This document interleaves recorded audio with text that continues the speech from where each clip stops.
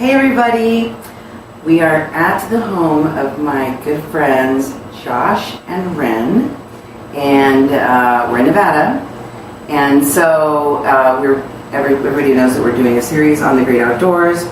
We're exploring, going all the way to the West Coast, visit the ocean, and we had the good fortune of stopping and staying with our friends that we haven't seen for quite a while. It's been like several years that we've gotten together.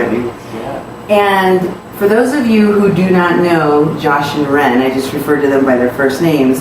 They were key witnesses in the Kathleen Bennett case. That's how I got to know them. So they went to Standing Rock. They came to our home and had a great time. We had a great time. We became fast friends, and we've maintained that relationship. So I feel very honored and blessed to have the opportunity to be with them, especially after this long pandemic, and to enjoy the culinary, amazing stylings of Josh and Ren at their home.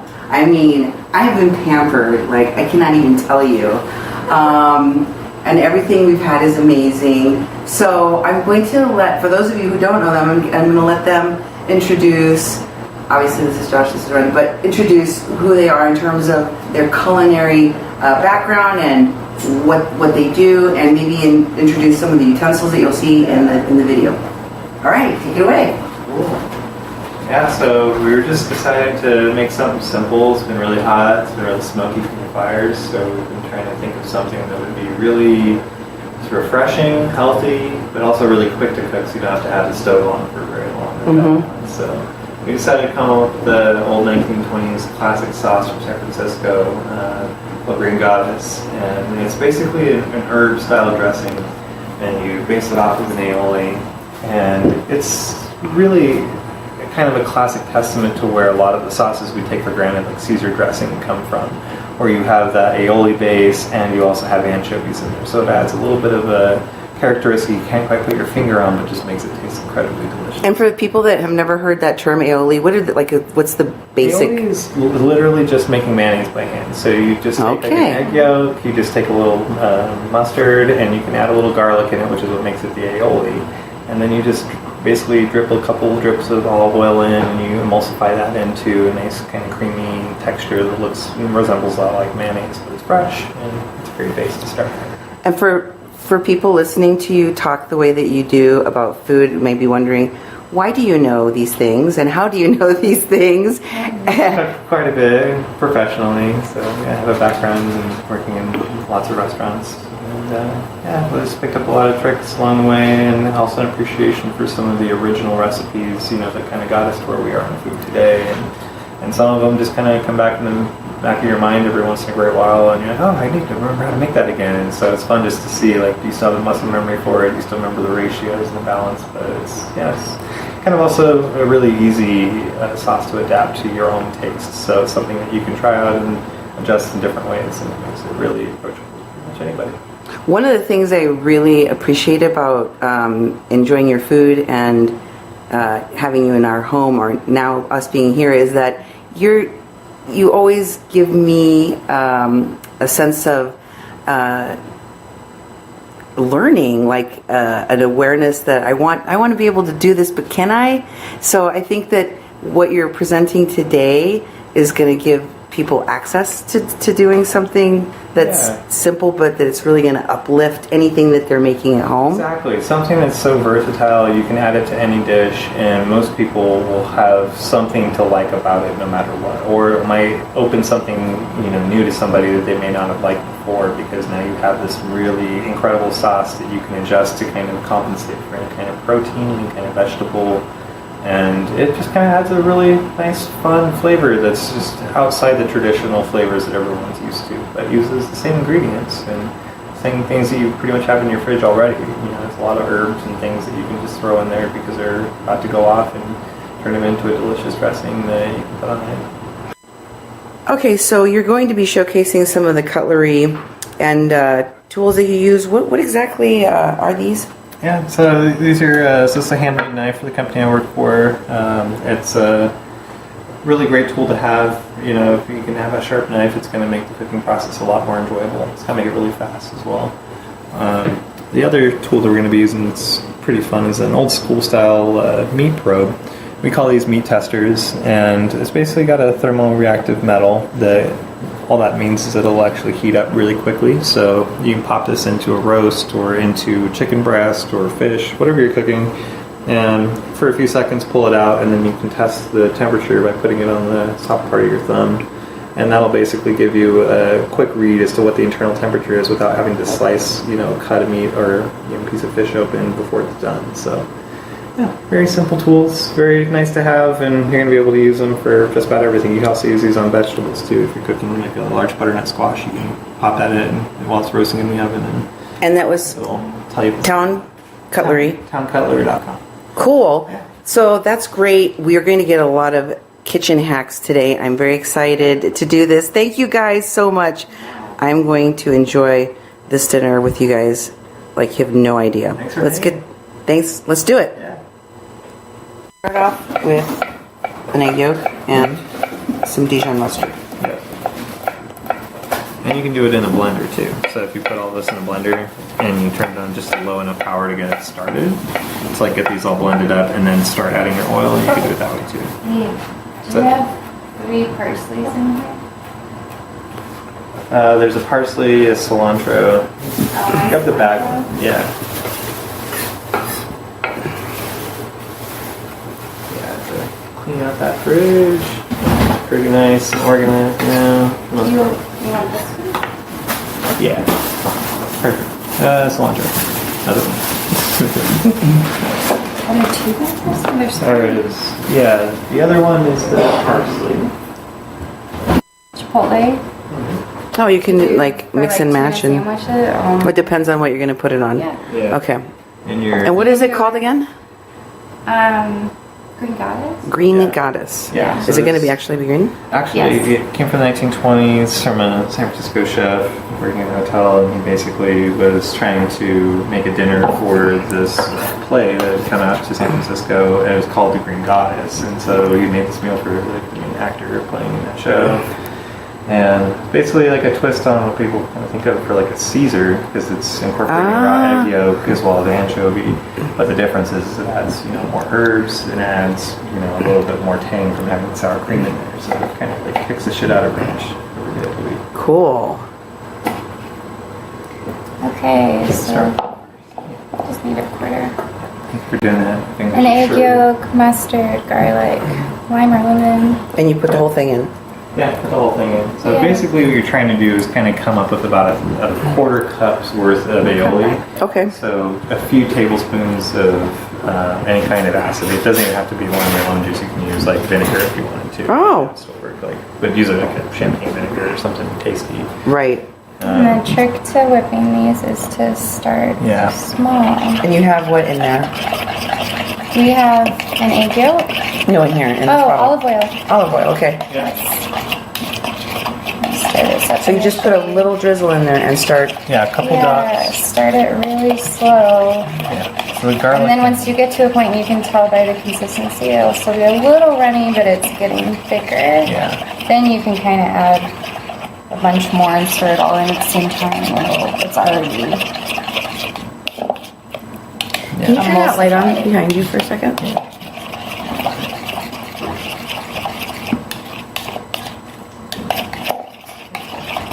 There. That's better. A little more lime. We got the overhead ones too.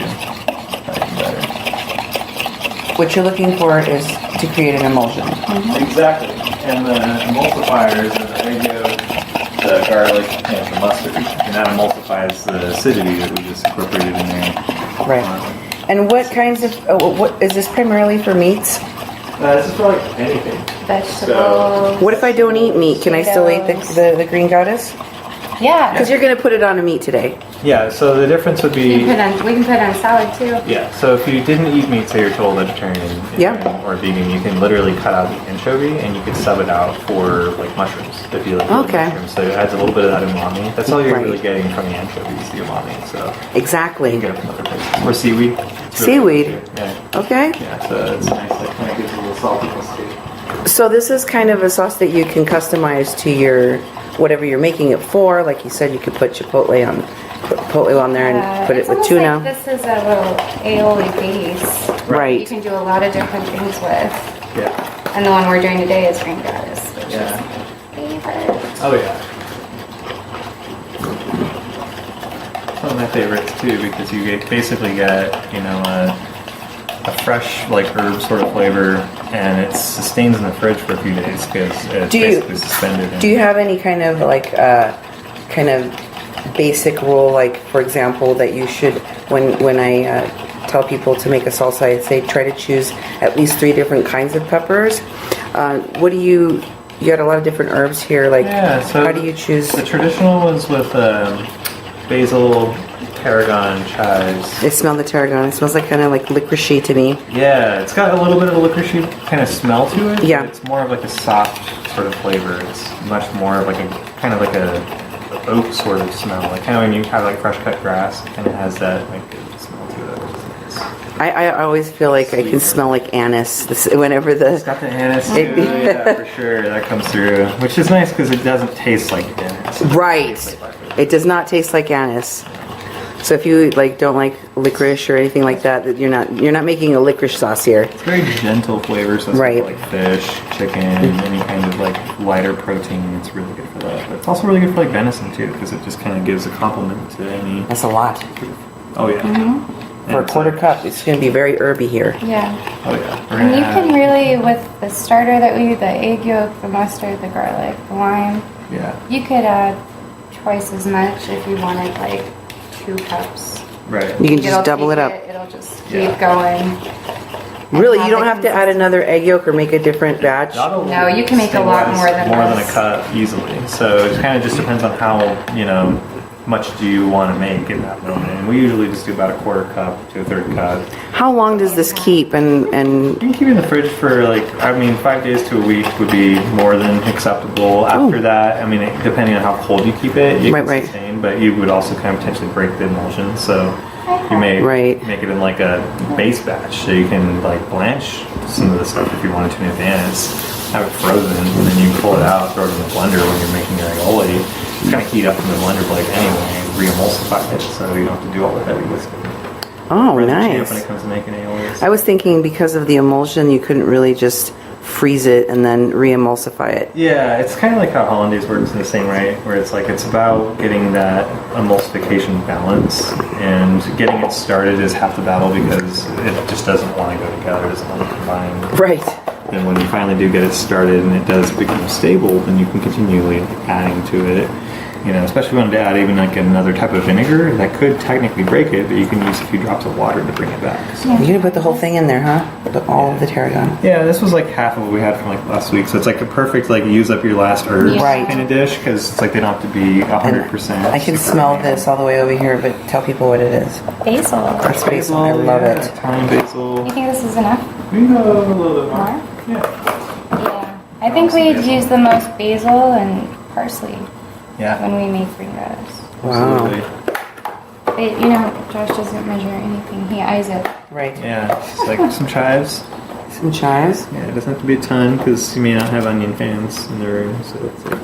So for people that don't have the culinary experience and don't have the ability to eyeball things like a chef can do, Yeah. what would you recommend the proportions be of somebody trying to recreate this recipe with tarragon chives and Really just your own parsley? taste. It's like your own taste. So if you like certain types of herbs, like you could totally convert this into something more of like a Mexican flavor by using like a little bit of a tomatillo. You can roast a little tomatillo, throw that in there so you get that tanginess instead of having a bunch of extra acid in there. Will it take it? Will it keep the emulsion? Oh yeah, it'll take it in there, and you basically, if you blend it up, it'll make it a lot more robust over time. So you're basically whipping air into that emulsion, and then Right. it's combining with the water as well as the oil and the acid.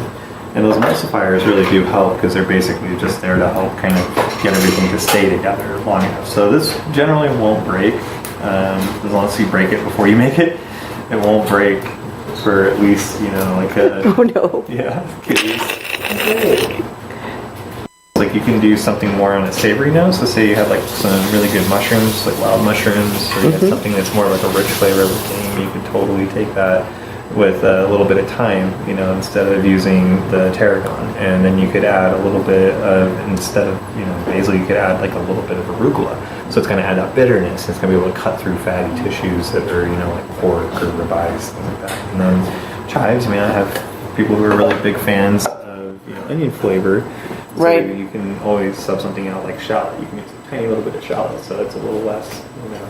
Yeah, a little extra sweet. for them. Yeah, a little bit sweeter, a little bit less acid. It's not as potent, and you can do like a little bit of mince in that, and a little goes a long way. So. And of course, you said, you know, pretty much any acid, so lemon or lime or Yeah. vinegar.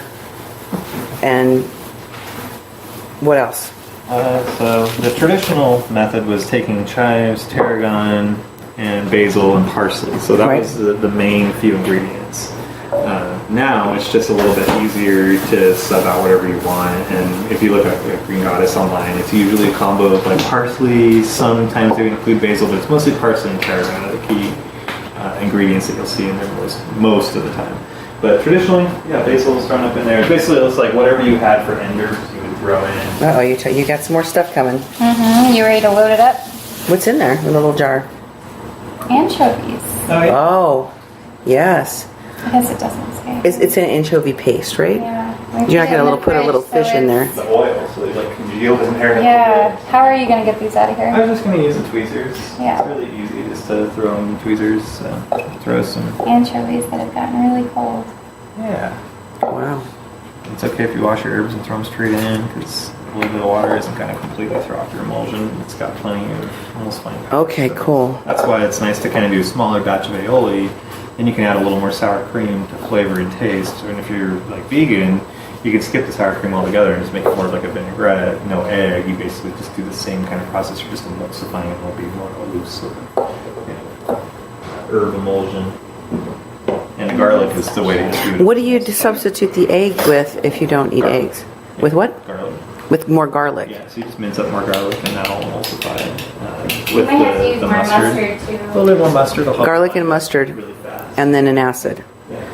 Gotcha. So we did that for our neighbors. Whew, I'm learning a lot. Right after we came back from hanging out with the family up in Tahoe, we were like, she's like, hey, we're doing a little potluck get together. Come hang out in the backyard and meet us all. I'm like, cool. Okay. What do we make? So we made this and some roasted potatoes and some greens. Your babies are trying to become sous chefs, right? They're on their way. Right, Seven? Yeah. Yeah, Seven. She's all ready to go. She's like, put me on camera. I know how to cook. I can do that. I'll slice and dice. I'll mix and whip. Right? Nibbles. Yeah. And sour cream. Yeah. Okay, some anchovies. Let's see if that's enough. We'll taste it.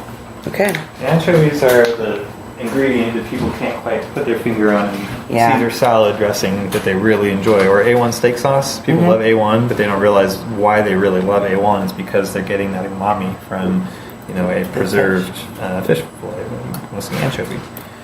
But yeah, usually keep them in the fridge. They'll last for a really long time in their own oil. It's like in confit.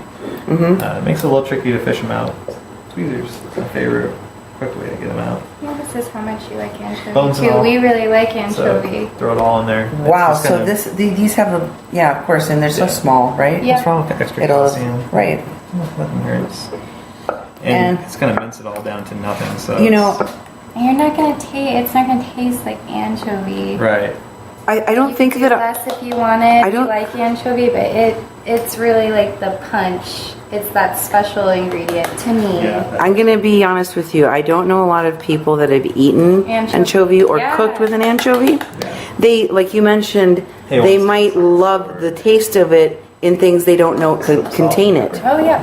They don't even know A1 steak sauce has anchovies or that their Yeah. Caesar salad has this like taste in it that they exactly can't it. replicate on their own. Yeah, you said flavor you can't quite put your finger on, but it's not really necessarily like a definable flavor, like sour, sweet. You know. So there's obviously probably a lot of people out there that like the anchovies and don't know they like them, Oh, absolutely. and might think they're like, oh, I would never like order something with anchovies because We were just joking about this recently. Yeah. I was like, think of how like in all the like 90s and early 2000s like kid movies are like anchovies on pizza, Ew. gross. And it's like, nah, you like go out to Italy, you have some anchovies on pizza, and you're gonna And be it's like, all it's damn. already, Like, it's gonna be green. yeah. Okay, yeah. And now I see where the green comes from.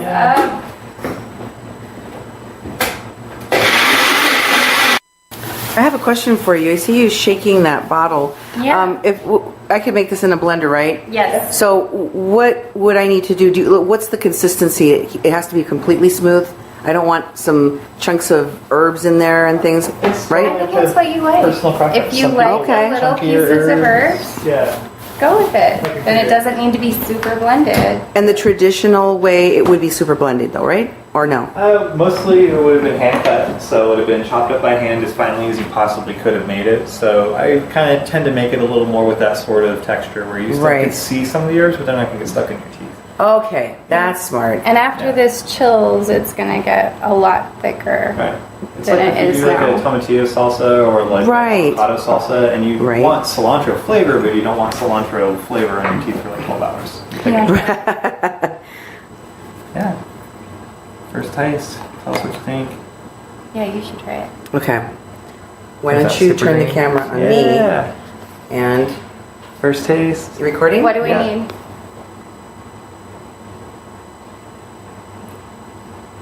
What? That is amazing. Like it? Does it need anything? More More sour salt, cream or salt? pepper, more acidity, anything to balance. What am I going to tell you that your experience? I got just a little tiny bit more to really get the.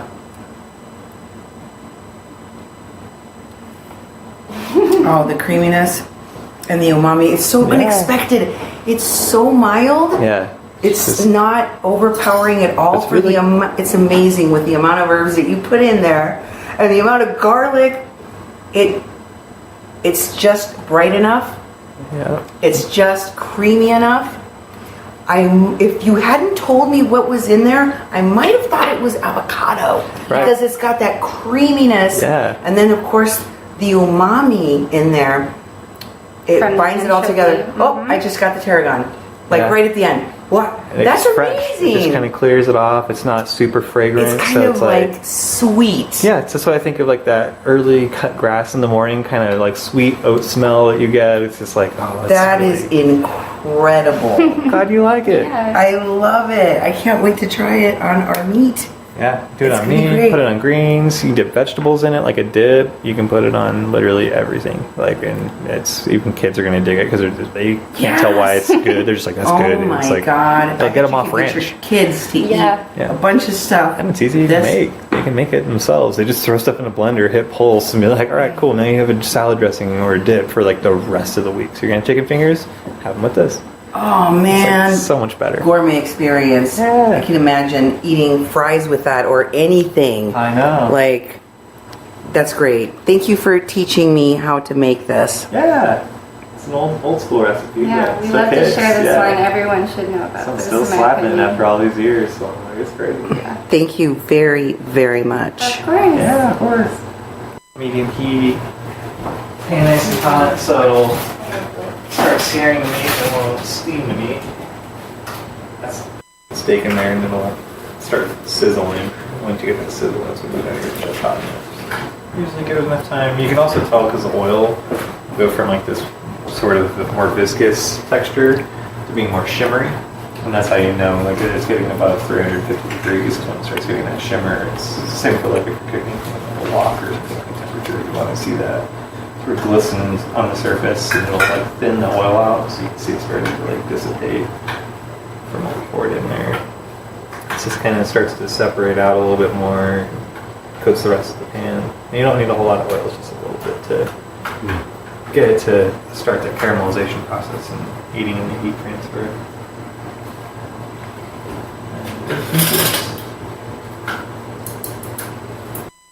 So you get If there's ever a baby, a puppy, or a kitty anywhere in the vicinity of what you're doing with your filming, have them. I'm just moving around the pan to get some oil or even oil coating on the stove.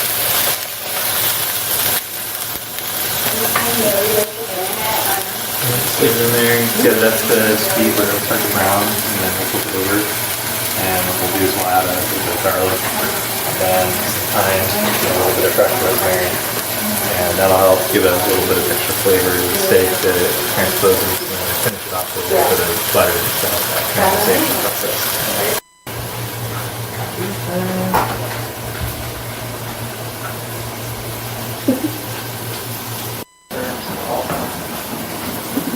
Time. Oh yeah. Especially mushrooms, steak, potatoes, chicken, fish, you name it. It's good at it. Yep, doing good. See little searing bubbles inside, and it's nice and hot. Starts sputtering a little bit, and I'll tell us when we're about ready to flip. Makes it really easy. You don't have to do a whole lot of pre-work to it either. I usually will just set the oven to like 350, 385. On a hot day, I go a little hotter just so you cook it less time in the oven. So it goes by really fast. So I'll start preheating my oven, how I'm not wasting energy, and then get ready to throw this in at the end. And what that'll do is start cooking it from all sides. I have a question. Yeah. How do you know? Like, first of all, what cut of meat do you have here? So this is a ribeye. So this is a ribeye that's been at least a few days aged, where it's not sitting in its own liquid, it's just dry. It's just basically kind of getting some of those really complex flavors are starting to really develop and starting to become a little bit more broken down just by being dry. So that's the key, is not having it sitting in something wet. Okay. It is pat down paper towel, same effect. So what we're trying to do is really build that caramelization evenly across the beef. And because there's already fat in this fat specifically, you start getting that caramelization process relatively quickly. So it'll build up really fast, so you don't have to wait long for it. And it may take flipping it twice, so I can feel like this area didn't really get as immediately hot as you might want, but that's a really easy fix. All you do is flip it out of the side, flip it over, and then by the time you pop it in the oven, it'll be ready to finish. So. How many total minutes are we, like, what if I want it more done, or like, how do you usually cook yours? I always do mine around like medium rare. It's just easier that way because you basically, when you look at the side of the steak here, we're cooking it top from the bottom up. So it's only cooking like a few, like just a few millimeters just above like where the actual center of the beef cut is. I think So in order to preserve that, what we'll do is keep that in the oven, so we're not going to continually adding, differential heat. We want to get more of an even heat surround it. And what that'll do is force the cooking process into it. And what we're really doing is trying to finish by residual cooking. So what that is effectively getting it up to close to the temperature we want to finish at, pulling it out of the oven and letting it rest for about 10 minutes.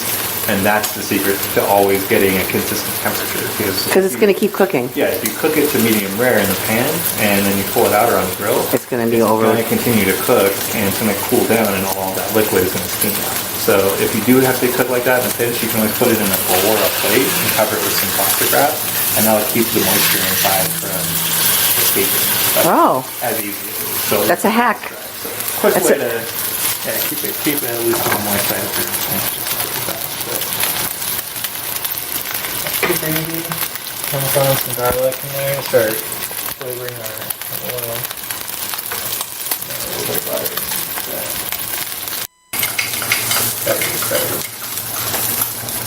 Just a little bit of butter, doesn't take much.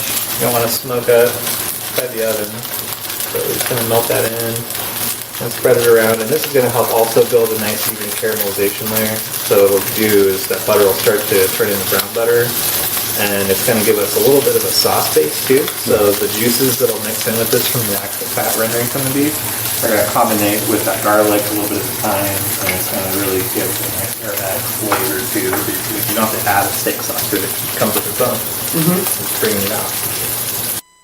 Put that in there. Probably the best thing to do would be to actually get a little bit of basting in on it.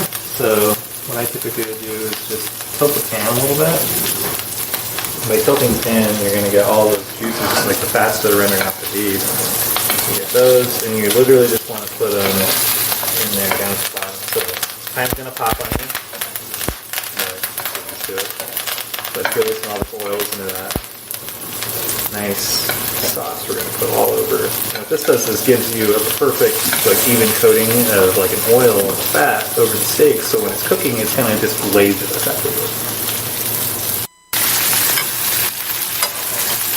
Garlic on top so it doesn't burn. Ah. And that's pretty much it. Really easy. And then we wait for the oven to get up to temp, so you can let it go for a little bit longer. What I'm looking for here is to see, like, are there any clear juices starting to come out from this little crust that we built on the edge of the beef? And if so, that means that it's ready to go in the oven, because now we don't want to lose those juices. We want to keep them in from the searing. Okay. And you can sear all the way around it if you want, but it's not necessary. Just throwing it in for 10 minutes, a quick flash. Wow. So now just turn the heat off. It's going to stay like that for a little bit. It's also the time you can take to baste the top so it doesn't dry out. Just putting a little bit on there, and it's going to just fall right off, but that's the idea. So you're just using the same concentrated flavors, pulling some of those oils out of the time, so it's going to slowly start to really introduce the aromatics into the meat itself versus just pouring the sauce on top of the meat and crumbing it.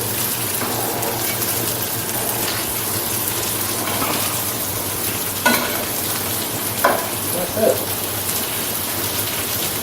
Like start oven, get up to temp, and then pop it in.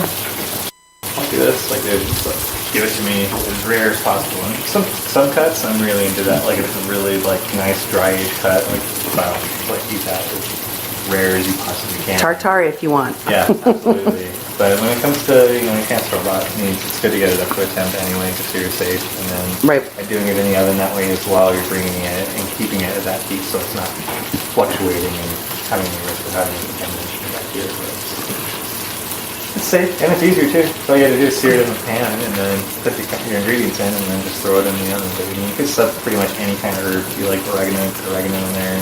Like chives for more of like an onion flavor, you throw some chives in there. Some shallot goes really well as well with the garlic. So that with the butter gets really caramelized, and even people who aren't onion fans, they won't notice it's in there because it'll just disintegrate and become part of the sauce. So yeah, it's very simple. Now this is off the heat now, but it's still cooking. Yeah, I turned the heat off, but I left the pan on there, so it's still going to continue to keep it warm while we're waiting for the oven. And the oven's almost there; it's like 3/4 of the way finished. So at least that way we get this thing still warm into the oven, so we're not having something cold going into the oven, because then it's just going to prolong the amount of time you have to burn your oven.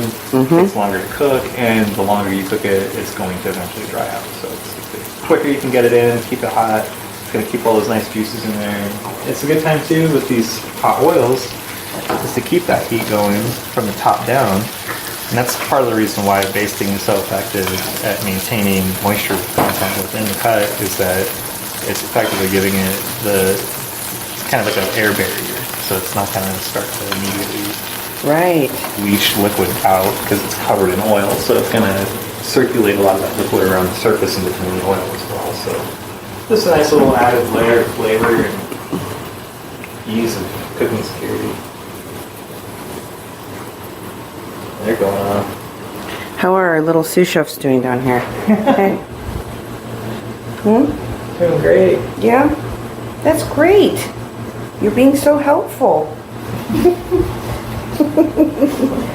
Oh, yeah. So playful. You gotta have fun in the kitchen. That's important. This is the best entertainment while we're waiting for the oven. So true. They love each other.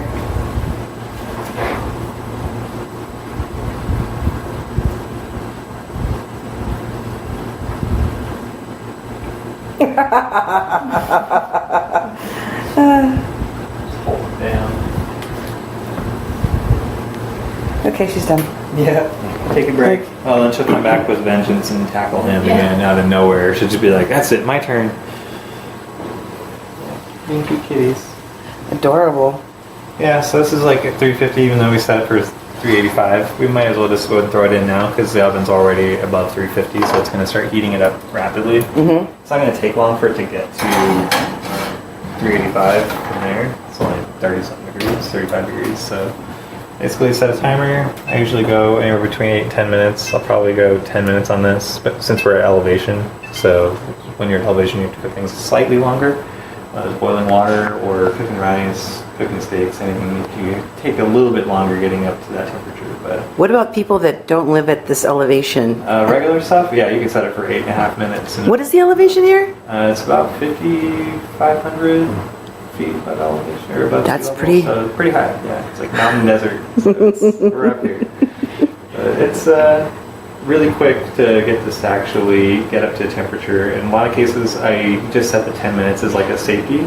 I'll usually pull it anywhere between like 8:30, 9 minutes. You know, I kind of like split the difference. So I'm like, oh, if I got 8 minutes, 30 seconds left, I can still pull it early. I know it's still going to keep that residual heat in the pan. It's still going to keep going. But once we pull it out, we just want to get it out of the pan, put it on the cutting board, let it sit. So. Okay. Yeah, and just gotta wash this thing down. We're ready. Brutal kitty play.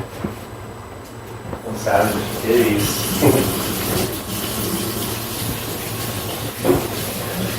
I was thinking of whipping up some roasted potatoes while it's still kind of cool. We'll go out for a bake rip. You're gonna turn that. Thought about it. I can save it for Hi, later Seven. if you want. There's also Your little like, brother biting you? bacon Oh. and stuff too, but that's not Hi, potatoes, Seven. so like Hi, baby. potatoes.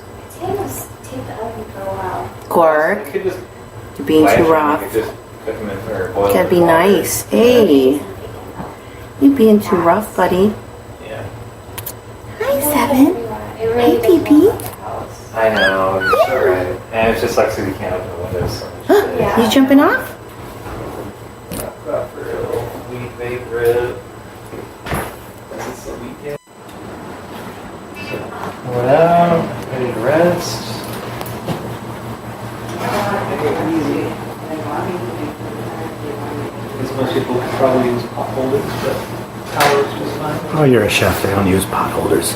Yeah, towels are always good. Just gotta double fold them when you're pulling the hot handle. So it's got a nice glaze to it. Looks really good. Might toss it up a little bit just to kind of base it. Just remembering the handle's hot so you don't burn yourself through the towel. It's easy for the towel to slip and you just grab the handle because you don't want to drop the pan, but it's like drop the pan. Yeah. It's as long as it's on the stove, it ain't going anywhere. Makes it really easy. And there we go. Very simple. We got our brown butter sauce already good to go. It's just self-included with the fats rendered off from the ribeye. And we're done. Let it rest. So I just pull it out with a little bit of tongs, or giant tweezers, surgical tweezers. And let it rest. Give it about 10 minutes, and it's got a perfect glaze on it. It's about as good as it's gonna get. You can always check the temp with like your finger, so you can kind of press on it a little bit. And the guidance has always been, if you made a closed fist, the further away from your thumb and the center of this webbing on your thumb would kind of represent what it feels like if it's completely rare, like literally like barely cooked at all. Then if you go a little bit more, that's where you get like actual medium rare. And then you get medium, and that's just a brick. Well done. Which some people like, but yeah, that's the easiest way to tell is just using that. Or the other way is to do like the meat probe, which is you can use like a bicycle spoke, you can use anything that you want really, and you just take like one of these.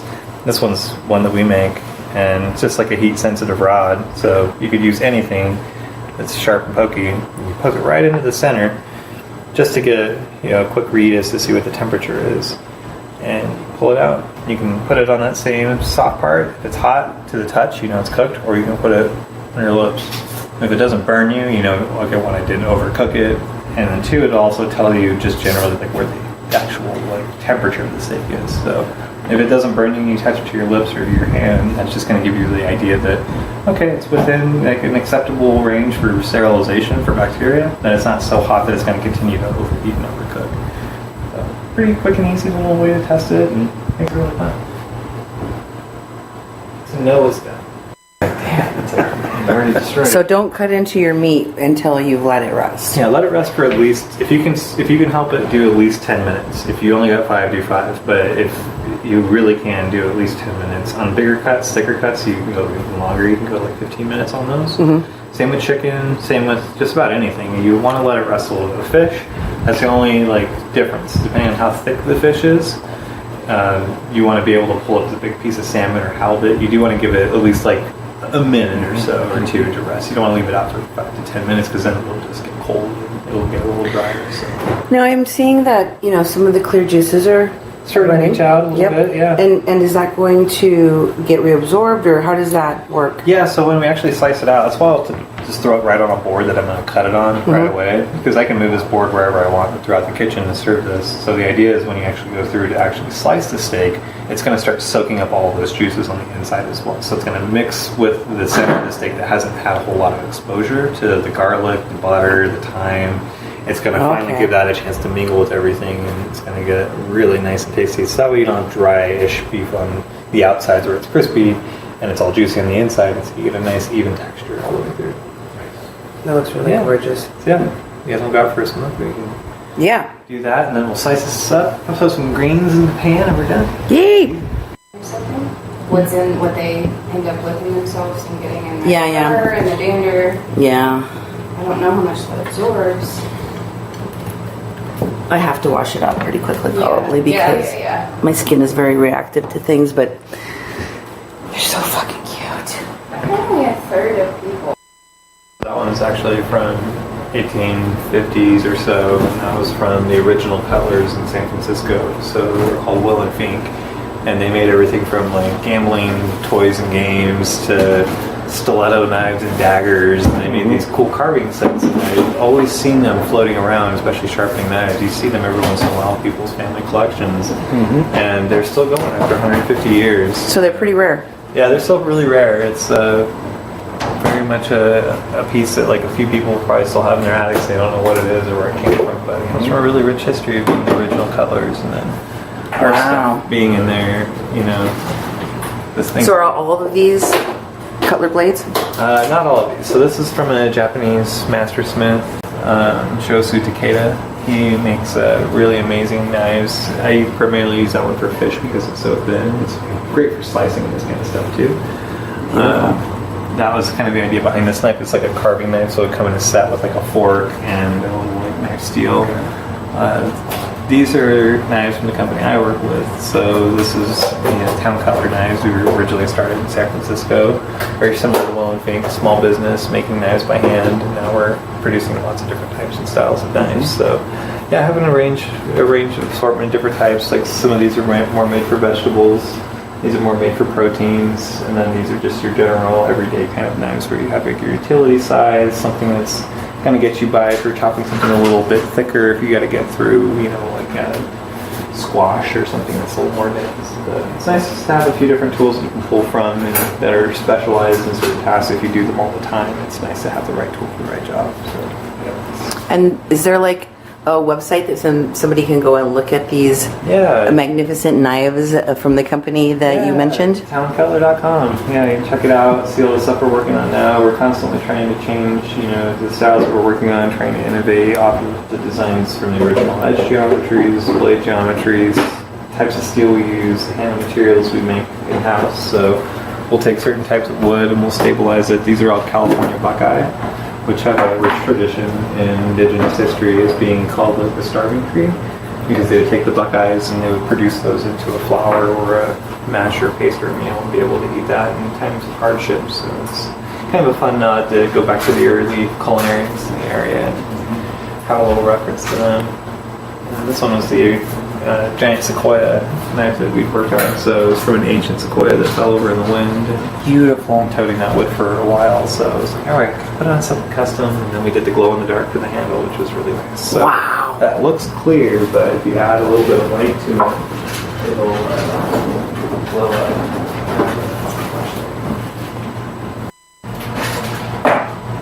Put it on there, really get it going. It'll